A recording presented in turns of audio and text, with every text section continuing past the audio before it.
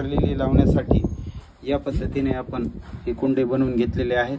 Pot in pot या पद्धतीने आज आपण वॉटर लिली लावणार आहोत। यासाठी ह्या मिश्रणामध्ये वर्मी कंपोस्ट हे अर्ध व अर्धी माती, तर ह्या पद्धतीने आपण ते मिश्रण एकदम चिखल तयार करून घेतलेलं आहे आणि अशा पद्धतीने आपण याला एक त्याची मुळं व्यवस्थित जातील व त्याची क्राउन वरच राहील या पद्धतीने खड्डा करून त्याच्यामध्ये वॉटर लिली लावणार आहोत।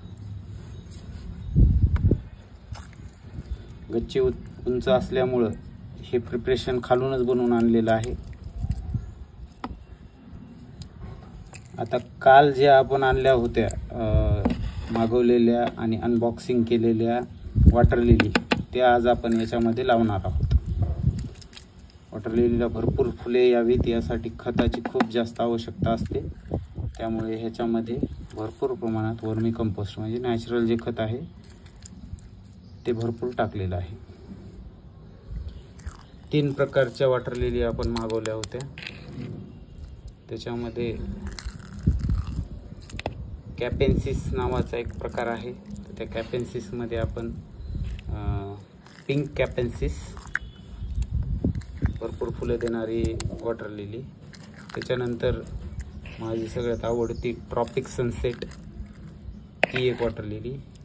ज्यावेळेस आपण रिपोर्ट करत होतो त्यावेळेस ती चुकीने दुसऱ्या आमच्या एका मित्रांकडे गेली होती। आता त्यांच्याकडून घेण्याऐवजी परत ती विकत घेतली आणि ह्यासोबतच जुलेन सॅब नावाची एक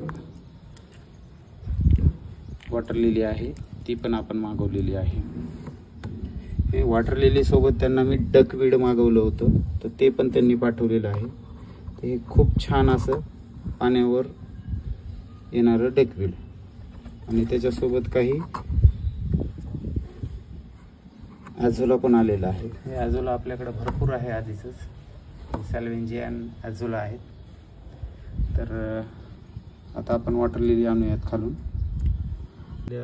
3 प्रकारच्या वॉटर लिली आहेत। काल उशीर आल्यामुळे ह्या आपण अशा पद्धतीने ठेवल्या होत्या, त्याला दगड बांधून त्याची रूट्स खाली ठेवली होती, तर ही दगड आपण काढून टाकली आहेत आणि ह्या वॉटर लिली रिपोर्टिंगसाठी आपण देतात। खूपच छान प्लांट्स आपल्याला मिळालेली आहेत आणि अनबॉक्सिंग करताना आपण पाहिलं की 3 दिवसाच्या प्रवासानंतरही एकदम छान पॅकिंग असल्यामुळं खूप चांगल्या पद्धतीने हे आपल्याकडे रिसीव झाली आहेत।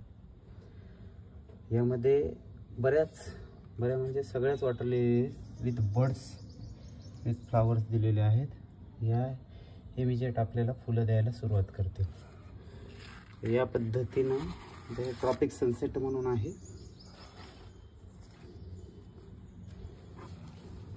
याला आपण या पद्धतीने लावणार आहोत।